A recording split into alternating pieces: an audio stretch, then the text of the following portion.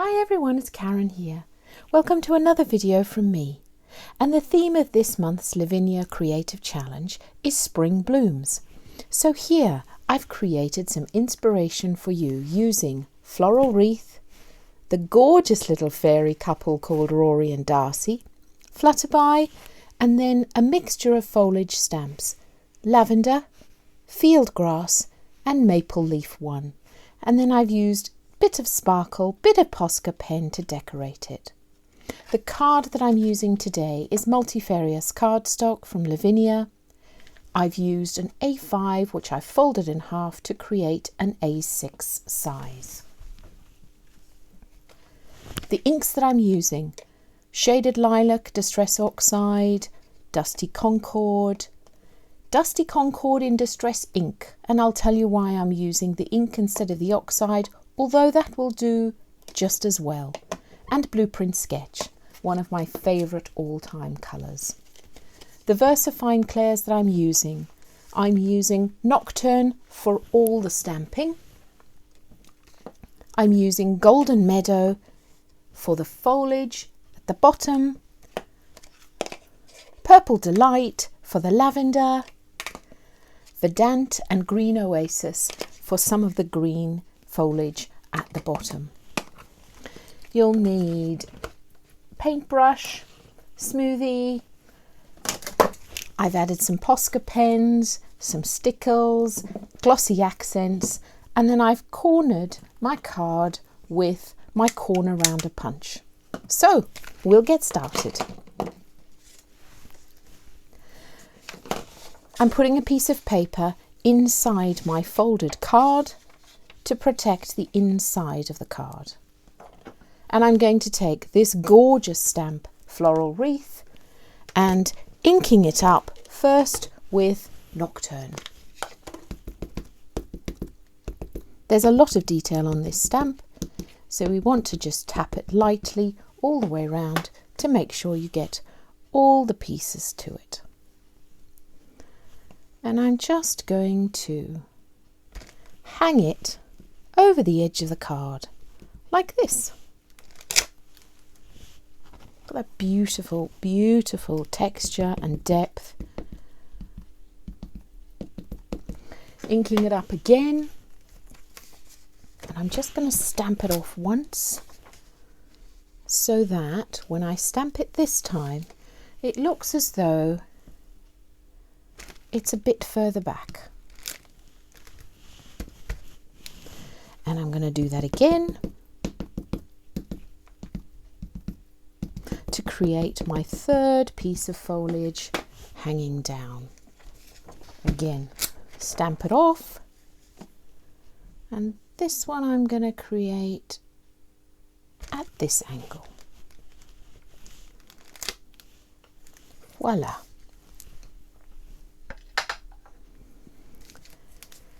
Then I'm going to use my gorgeous Rory and Darcy. I'm taking Darcy first. She's such a cutie. She's got this sweet little bonnet hat on. And I'm going to put her down here as though she's pointing to the berry that's hanging down. And I'm going to take Rory, ink him up,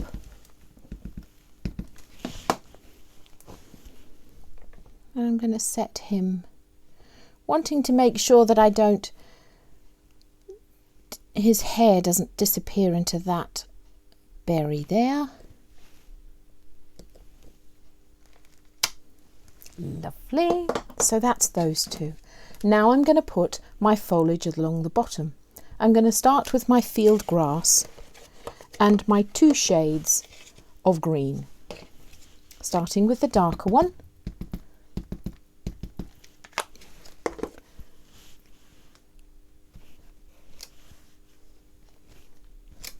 First and second generation stamping, so that you get a depth, a texture and a difference between each of the feathers in the grass.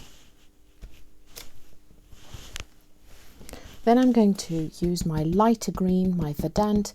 Oh my goodness, I love this green. It's one of my favourites.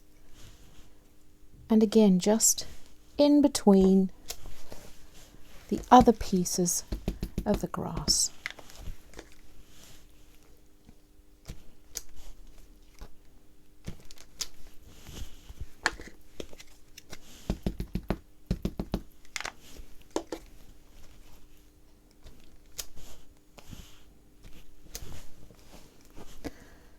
You can always come back to it, fill it in later if you feel like you've got too many gaps. Then I'm going to take lavender. This is one of my first time stamps I ever bought. Well, in the first batch of stamps I ever bought, because who buys one stamp, right? So inking up using Purple Delight. And again, first and second generation there, because you get quite a different colour on the second. Just interesting variation, because it gives us depth.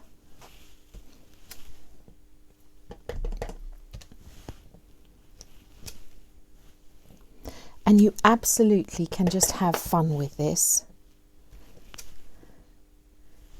You can't make a mistake. Then I'm going to take Mini Leaf 1. That's from the pound range.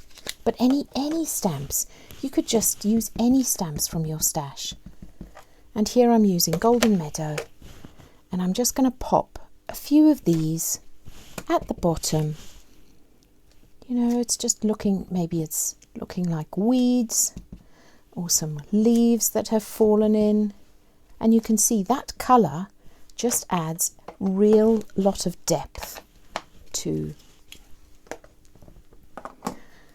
the garden that we've got at the bottom there. Now, as I said, you might want to come backwards and forwards going. I feel like what I've landed up with here is my lavender is pretty uniform. Don't want that, so we're going to go back in with another Purple Delight, another few strands of this one, and I might even put another one right in the middle of them. There we go. So you can see by just adding those couple of extra stamps there, we've now got a bit more interest and height in that flower garden.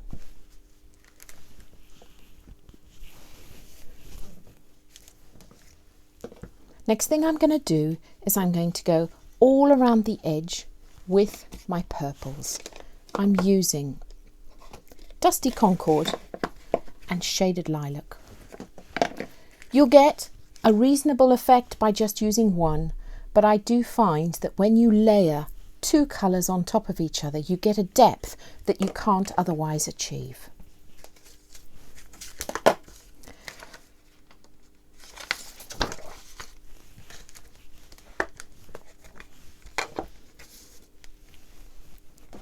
Taking my smoothie, and I'm just going to start off the edge in a circular motion and move all the way around the edge of my card.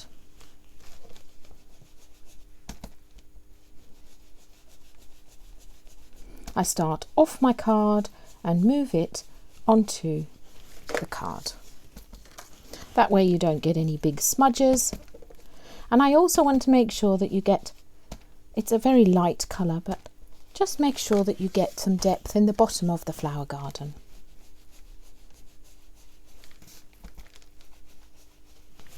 There we go. That's our Shaded Lilac, just a gentle light application of colour. I'm now going to go in with Dusty Concord, which will create a darker, deeper shade around the edge. Again, still keeping it moving. That makes sure that we don't get any unsightly blobs, scratches.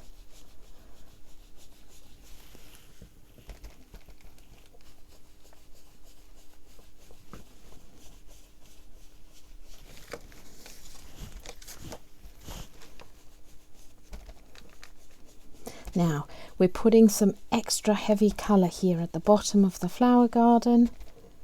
It'll make it look a lot denser and as though there's a lot more flowers. Or spring blooms. And my goodness, the weather is warming up. So yes, the promise of spring is in the air. In the northern hemisphere, for those of you in the southern hemisphere, you've had your time. But I should imagine it's still warmish for you. There we go. So you just want to go just around the edge. There we are.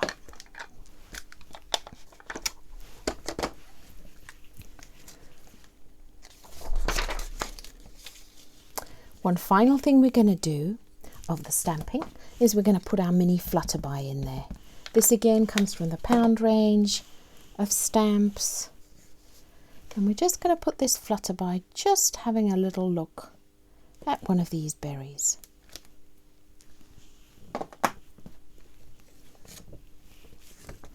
I'm going to colour in some of the berries now, and this is where I said we're going to use distress ink. Honestly, your distress oxides will work just as well, the Elements ink pads will work just as well, but I'm going to use the ink because you get a more vibrant colour than if I'd have used the oxides, because the oxides are a fusion of paint and ink. These are ink, you just get a brighter finish. The oxides give you a slight chalkier look.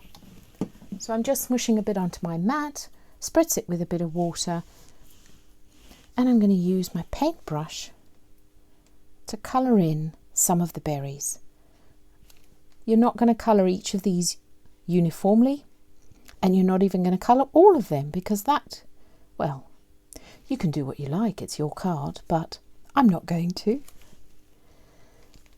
because I think it just gives interest. Tracy's done all the hard work for us by giving us this texture around the berries. So you can go lightly on some of these lighter berries, darker on some of this where I've stamped first generation here. And this is so much fun. You can go as little or as much as you like. I am going to colour this one that they're both pointing to here, and make sure that these ones, as I say, are a little lighter. So you can just have fun colouring in these berries.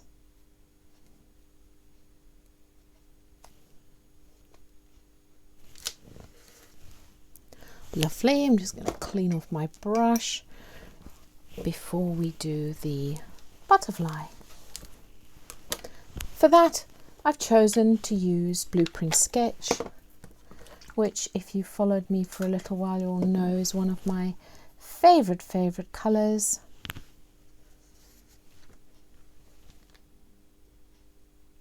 And just lightly paint in the butterfly. And of course, if you wanted to use different colours, go for it. If you want to layer it, there's so much detail in this butterfly, you could even colour in the different parts of his wings. But I'm not going to do that today. Now I'm going to take a variety of Posca pens. I've just chosen pink, purple, yellow, white, and we are just going to dot. These Posca pens are acrylic paint pens. So you can see I'm not thinking about this too much. I'm just randomly dotting around the flowers. Just gives it a bit of interest, a bit of fun. Now I'm going to use my yellow and my white at the bottom. They'll show up a bit more, almost like these are tiny little daisies in the dense part of the flower bed.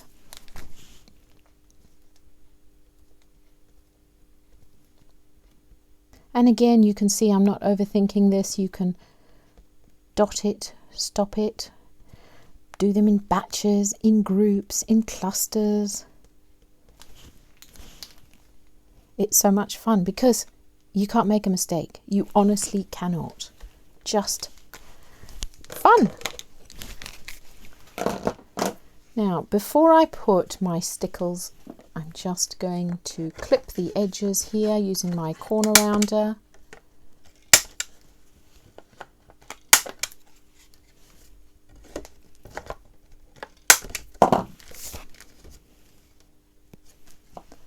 And then I'm going to use my stickles. I always test it a little piece off the card so I know how much pressure to apply when I'm putting the stickles onto their wings. Of course, you can use some of the fun new glitters.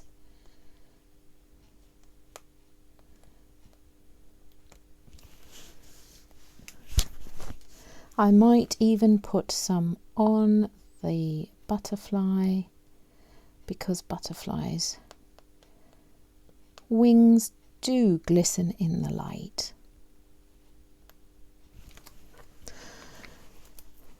And finally, I'm going to put some Glossy Accents on. Glossy Accents is a clear dimensional, like a glue, and it often clogs.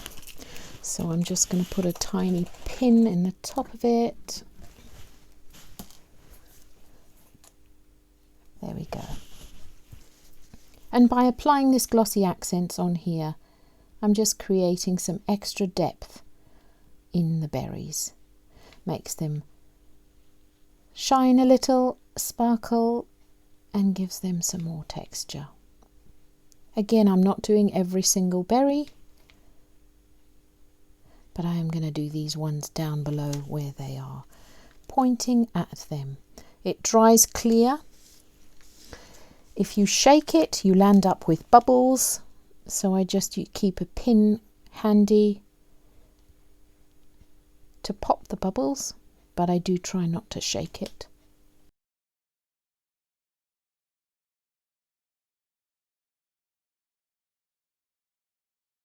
So here we have Rory and Darcy in the flower garden, welcoming spring. Thanks so much for watching. I'd love to see what you create. Bye for now.